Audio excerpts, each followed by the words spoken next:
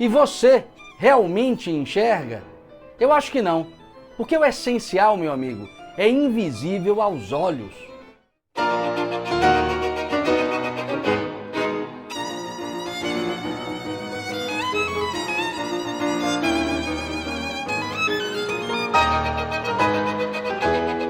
Então, abrindo a live de hoje com o tema projeção, seus defeitos na face do outro, especificamente na face da pessoa amada. É esse o recorte que eu quero fazer sobre este tema na live de hoje.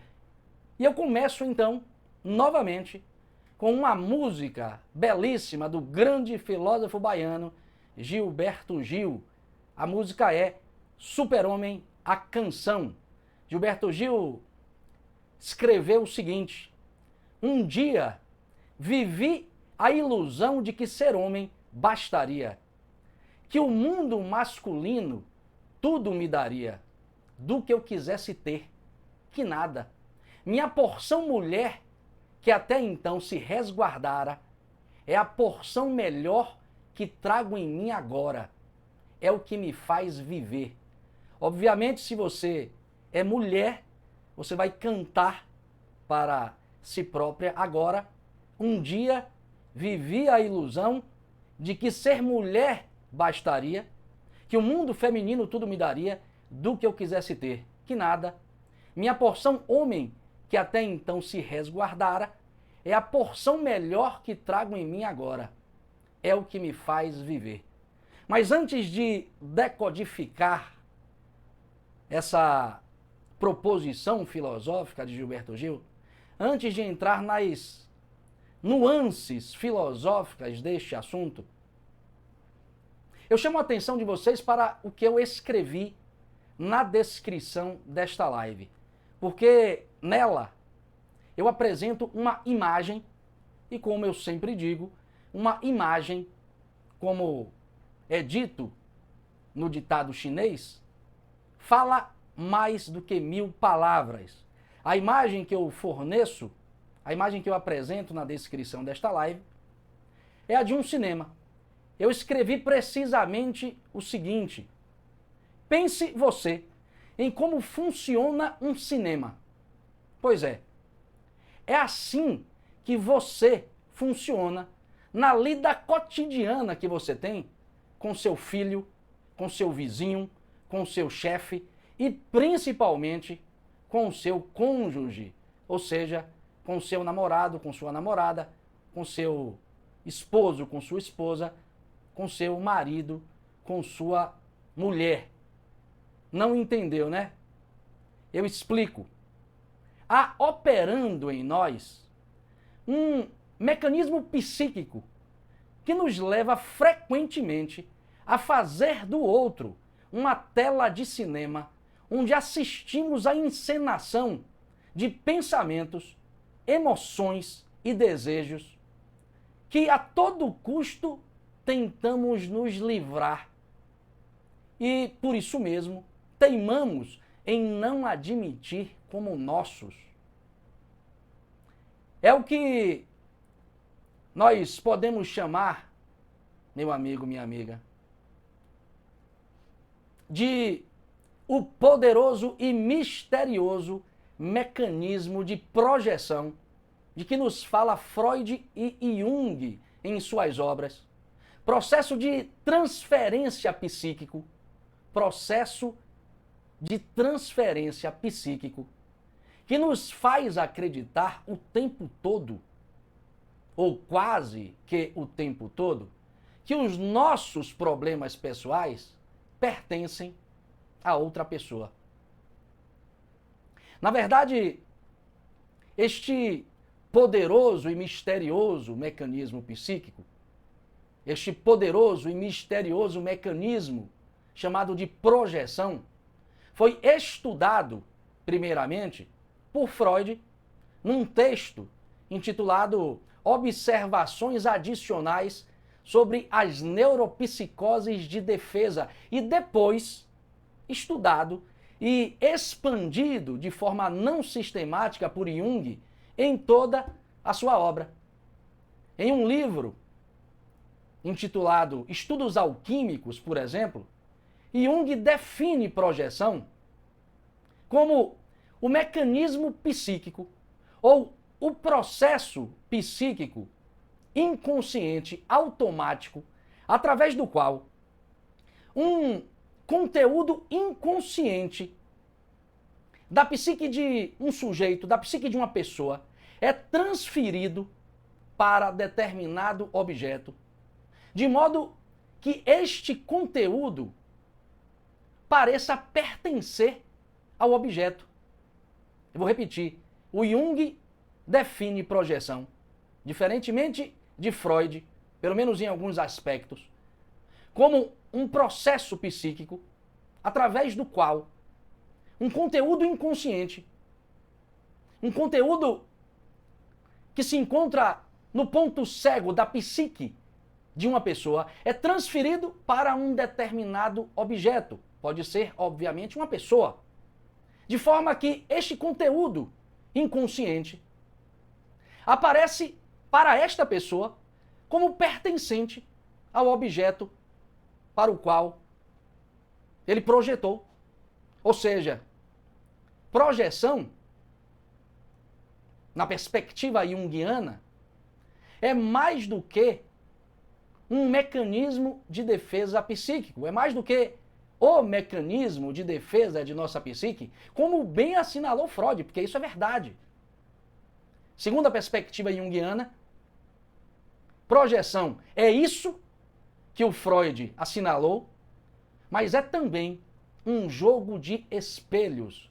Ou seja, é também um mecanismo que permite que as coisas que nós não enxergamos em nós mesmos, as coisas que são nossas, mas nós não vemos como nossas, se tornem conscientemente perceptíveis e distinguíveis fora de nós.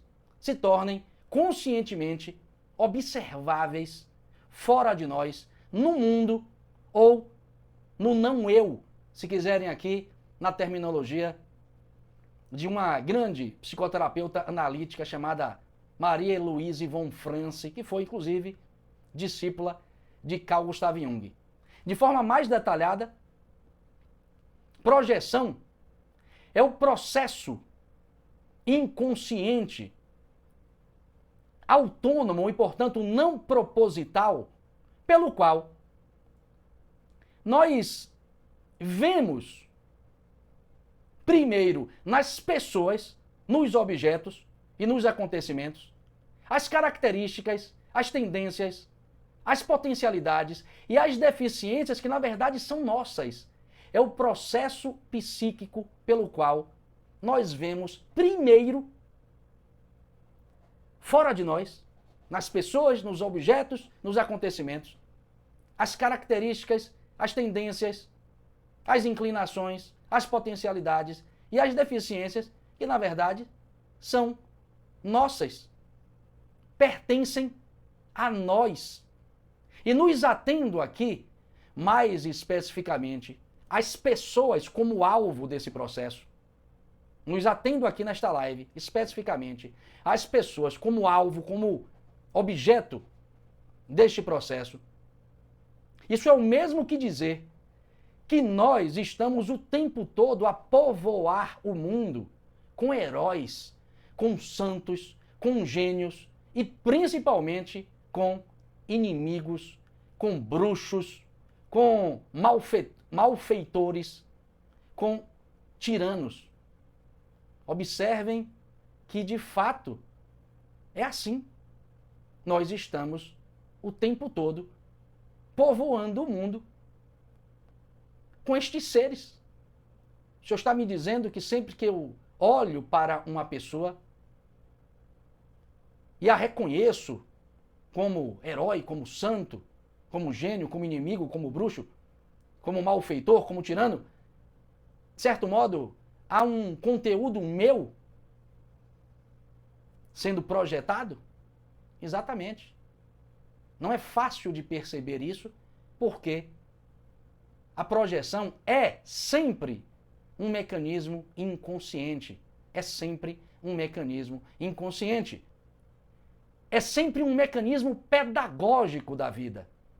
Porque é a vida humana que tem como mecanismo de funcionamento esta possibilidade de nos enxergarmos no outro ou de enxergarmos o que nós devemos a nós mesmos projetados no outro. Só que isso pode ser algo salutar, edificante em nossa vida, mas pode se tornar também um grande problema.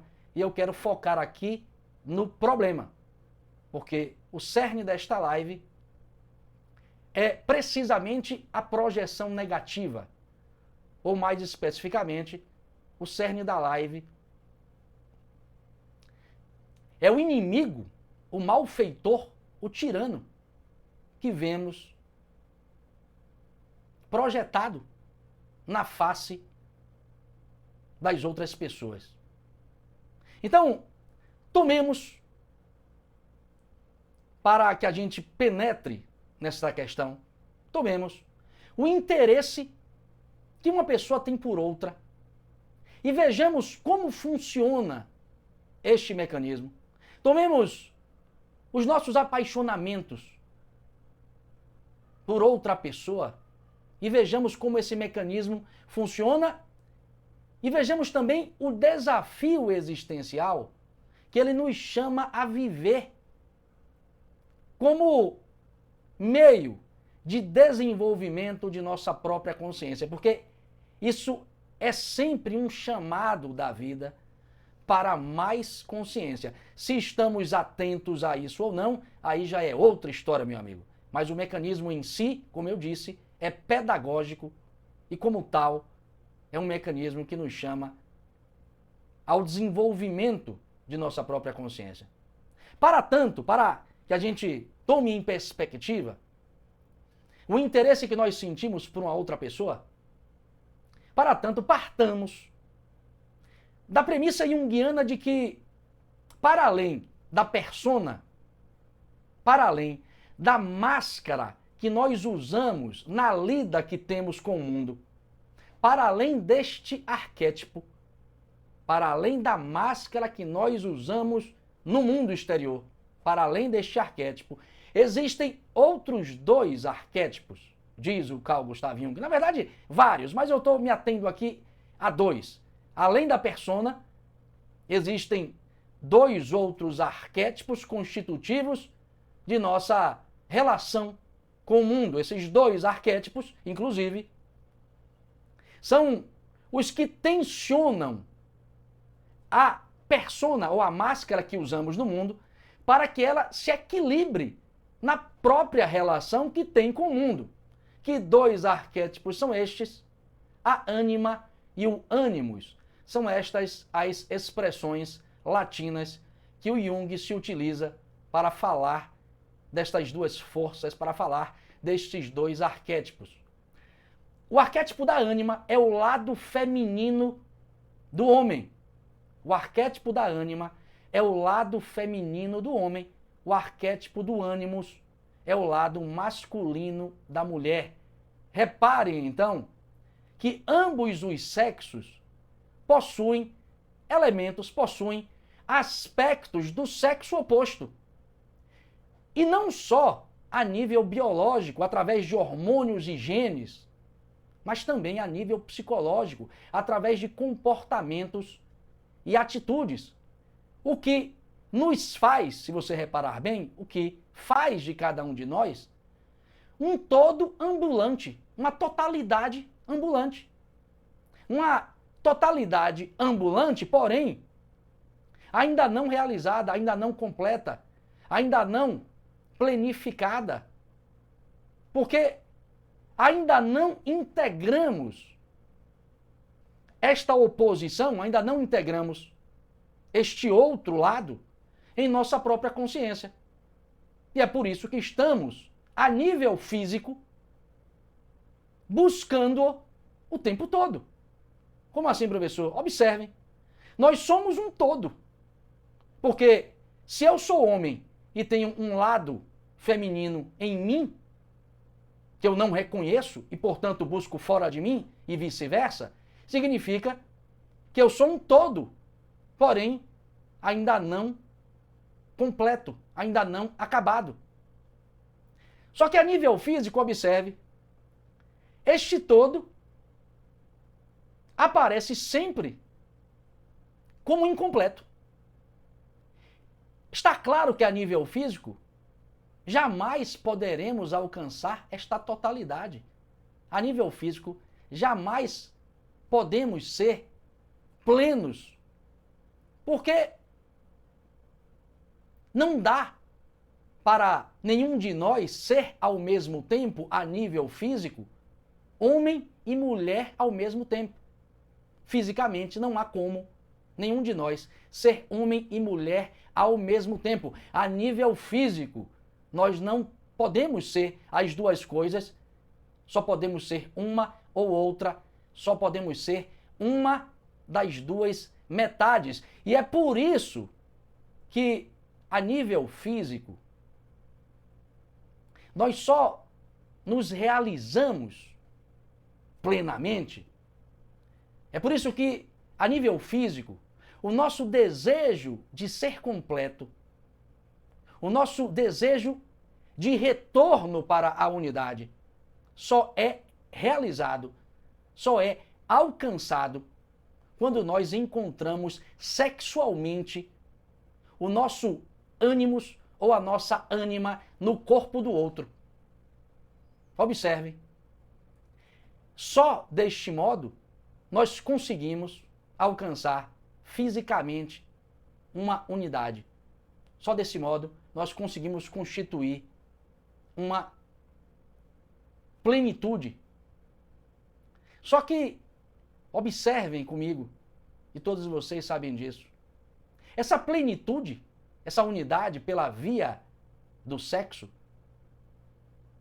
é sempre precária. Melhor, é extremamente frágil, é extremamente fugidia. É quase evanescente. Porque o sexo é sempre um lampejo instantâneo de unidade. É sempre um lampejo brevíssimo de plenitude. Passou o orgasmo, a unidade se foi, meu amigo. Passou a experiência de encontro, a unidade se dissolveu, ou seja, através do sexo, nós temos acesso instantaneamente ao paraíso. Mas no instante seguinte, está lá, cada um de nós, novamente, incompleto, às vezes inseguro, porque novamente está lá o nosso corpo separado do outro. Então observe que a vida nos dá pistas de que, sim, a unidade pode ser encontrada, essa tal completude que nós tanto buscamos pode ser encontrada a nível físico. Só que essa unidade será sempre fugidia, evanescente, será sempre algo que se dissolve muito rapidamente. Agora, se nós entramos na esfera psíquica, se nós subimos uma nota, se nós aumentamos a escala, observem que aí a unidade, a plenitude, o sentimento de completude é mais consistente, é mais duradouro. A nível psíquico, a nível psicológico, essa plenitude é mais duradoura. Ela, por vezes, parece que perdura pela eternidade. Pelo menos é essa a impressão que por vezes temos quando nós nos apaixonamos. Porque observem se não é assim.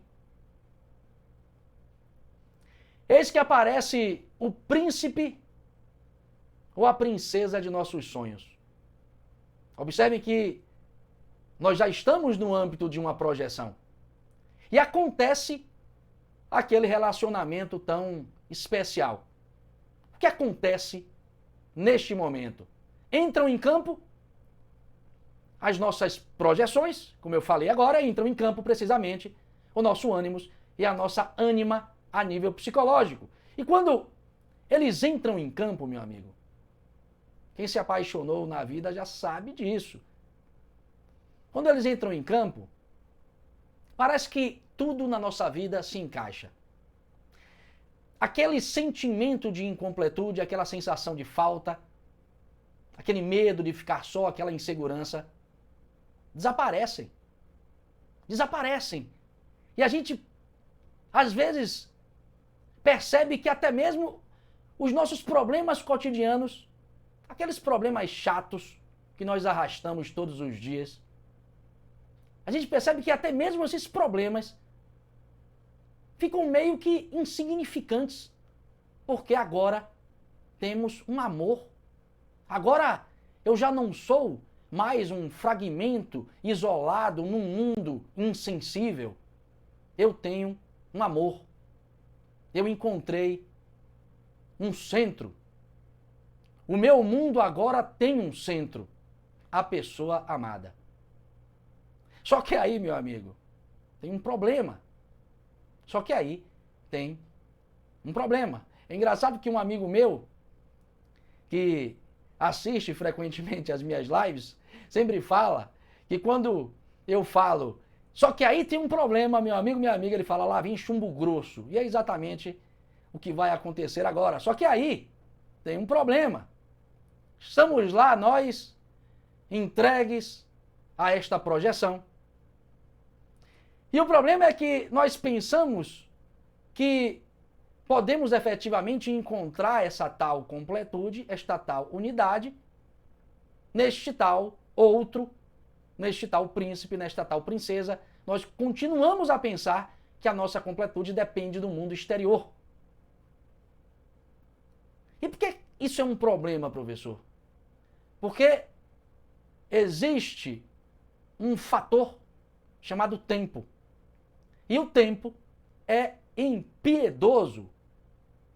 Ou até, mais precisamente, o tempo é especialista em desfazer ilusões. É especialista em desfazer projeções.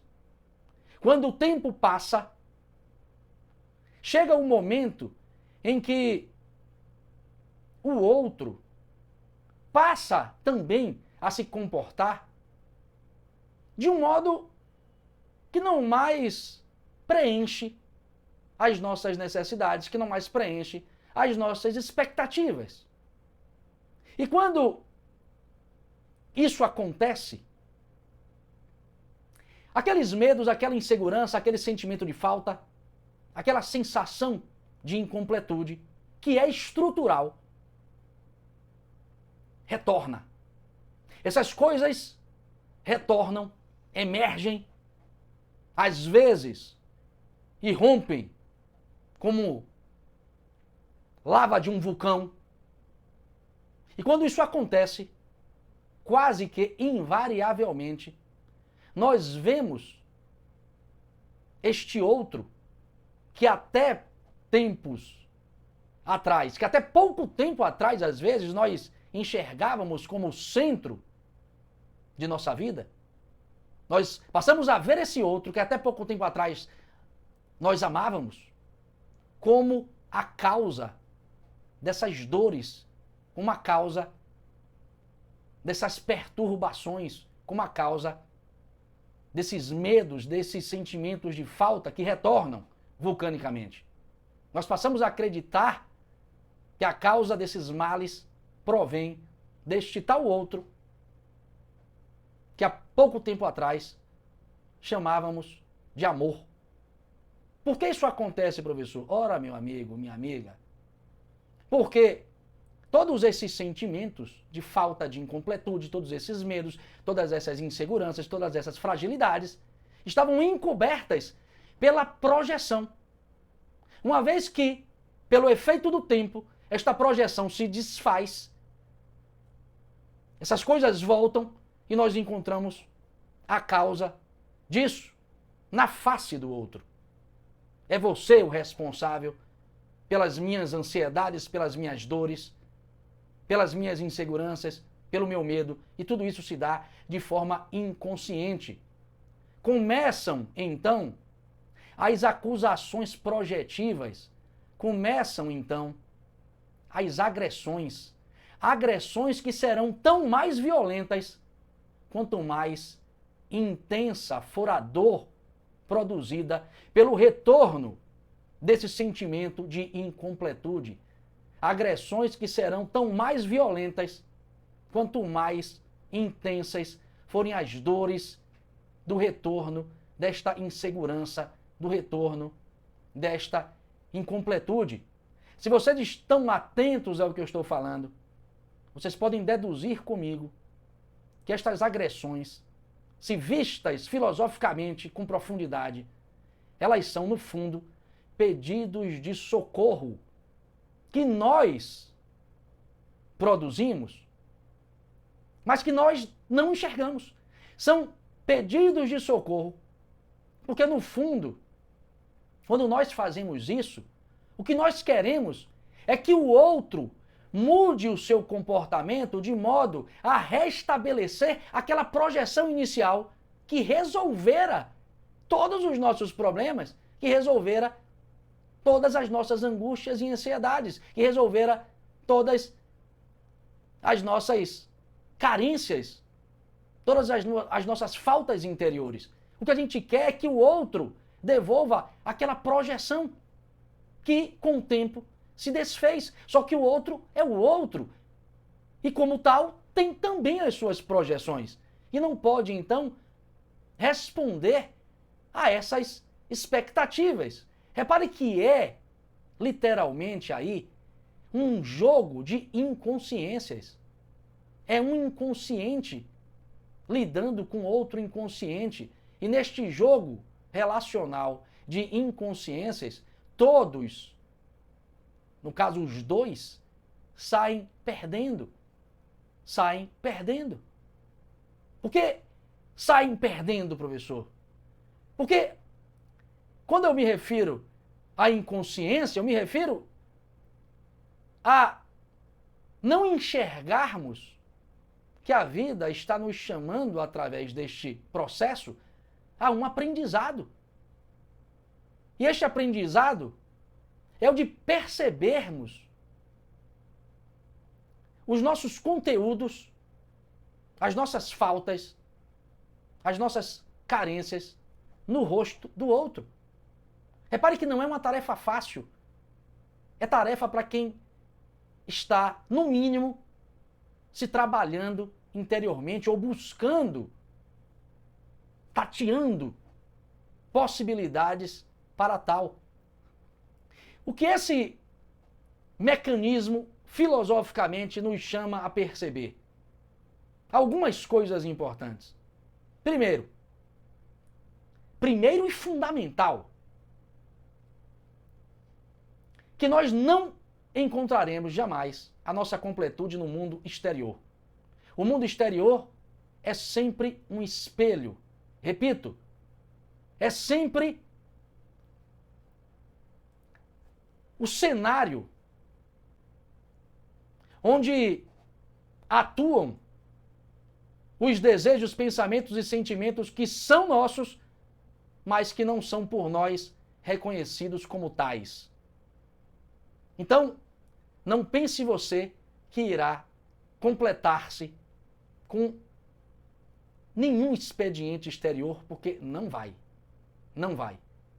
E a vida vai bater muito para que você entenda isso. E esse bater da vida é aquele puxão de orelha que o pai e a mãe da gente dá, para que a gente possa perceber as coisas como elas são. Ou seja, não é um tipo de safanão injusto, mas pedagógico. Segunda coisa que nós somos chamados a perceber por meio desse mecanismo é que sim, podemos diminuir, podemos atenuar essas projeções, de modo a nos tornarmos mais conscientes e, consequentemente, percebermos o outro como ele é. Só que para isso, meu amigo, você vai ter que desenvolver certas atitudes interiores. Uma delas é conseguir atacar a sua sombra por trás. Estou usando aqui uma expressão do próprio Carl Gustav Jung. O que significa atacar a sombra por trás? Significa tentar perceber certos conteúdos que te irritam no outro. Melhor, é tentar perceber naquele outro contra o qual você briga, perceber neste outro comportamentos que são também seus.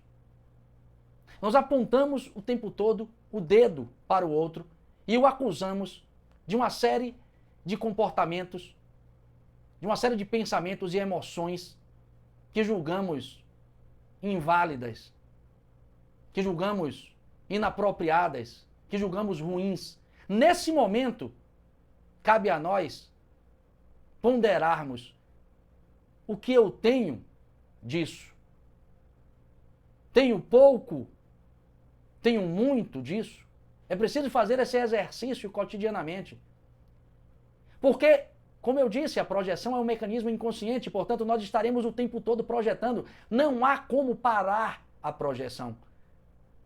Não há como evitar que projetemos esses conteúdos no outro. O que nós podemos fazer é nos posicionarmos de forma a reconhecermos o que há nosso nisso que vemos como inadequado na face do outro.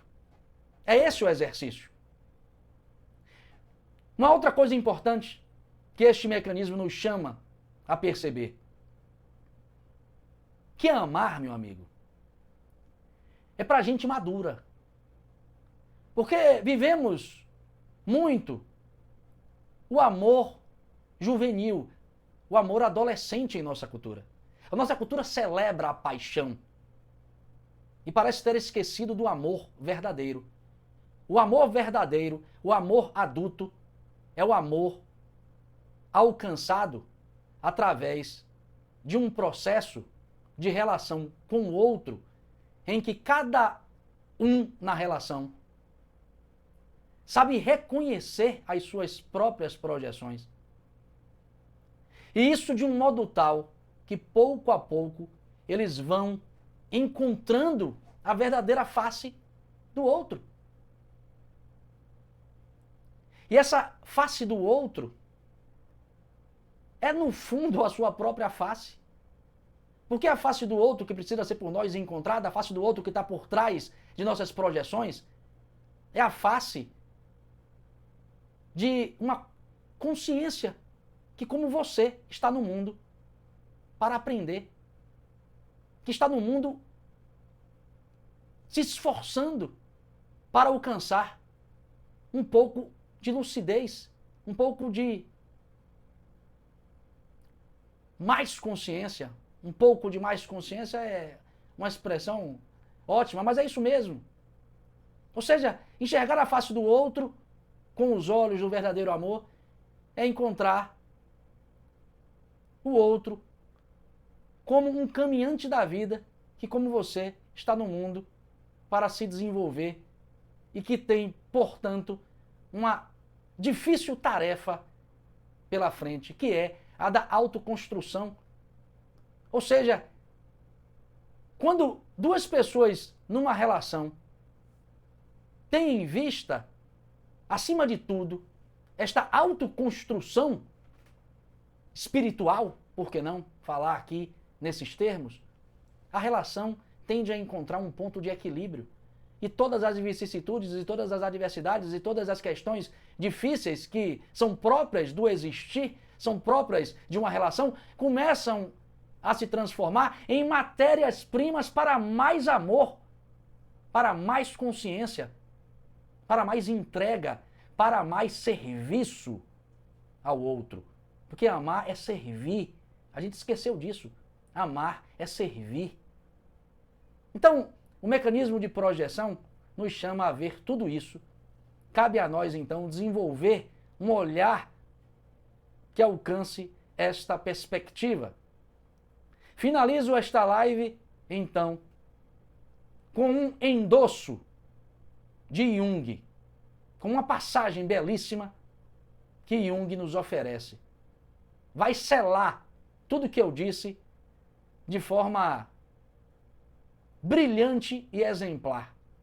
O Jung escreveu o seguinte: e se um dia descobríssemos que o mais pobre dos mendigos, que o mais insolente dos caluniosos reside dentro de nós, ou é cada um de nós, e que necessita da esmola de nossa bondade.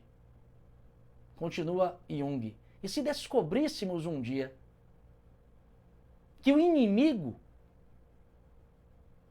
em nós é aquilo em nós que mais precisa de nosso amor.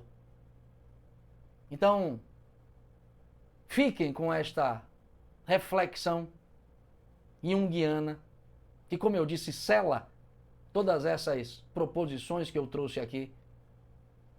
E procurem sair desta live um pouco mais dispostos a se autoprovocarem, a atenuar, a diminuir as projeções que vocês têm produzido no mundo. Porque, com certeza, são elas as fontes dos seus principais problemas. São elas as fontes das suas principais perturbações. Quer você goste ou não, quer você aceite ou não o que eu, inspirado em Jung, trouxe aqui para vocês nesta live. Fiquem com Deus. Gostou desse vídeo? Então curta, inscreva-se agora e ative as notificações para não perder nenhuma reflexão filosófica.